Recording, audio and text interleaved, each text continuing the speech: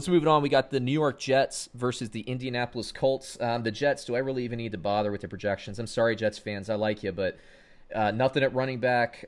If Crowder can come back, I start him. I'm staying way far away from Chris Herndon.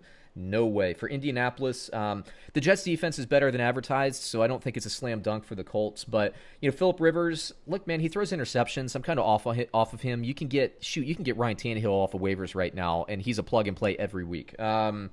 Jonathan Taylor, weekly start. Nyheim Hines, that was kind of a gut punch this week, not really involved. But, I still think he has value there. Parris Campbell, curious to see. He left the game with a knee injury. I don't know what that is. I haven't gone back and looked at the news. You might have, David.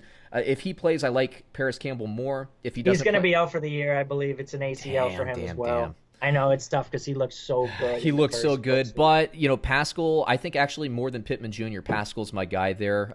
The coaching staff likes him. He gets the opportunity. Found the end zone this week, so I like him. Doyle, the injury stuff. Mo Alley Cox actually looked pretty good, dynamic, athletic at tight end. If you're looking for a tight end, especially in deeper leagues, I think you should pick him up. I do think the tight end here has value. Doyle, we saw this a couple of years ago, man. Doyle looked like he was going to be the starter. He gets hurt. Ebron comes in, catches like 12 touchdown passes or something like that. Alley Cox could be that guy this year for Indianapolis. But it's all about the running game. That's where I'm at. Why don't you take it away, David? Yeah, we're just going to skip over the Jets. At this point, I'm content dropping every Jet off my roster. And that hurts me to say because I was a big Chris Herndon believer. I just can't have any faith putting any Jet into a starting lineup. I don't care if Crowder and Mims are out. Herndon's the only option. We saw they're using him as a blocker on like 36% of passing snaps. He's only playing 70% of the total snaps.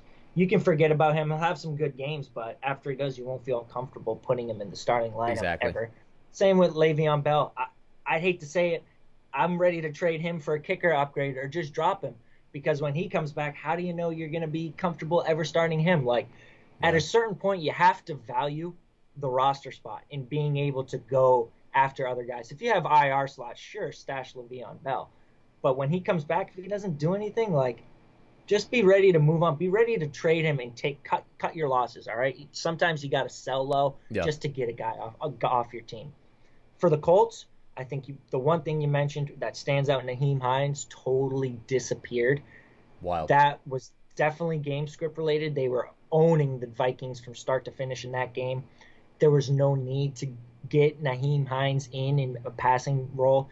I think at least this shows us Hines is going to be predictable.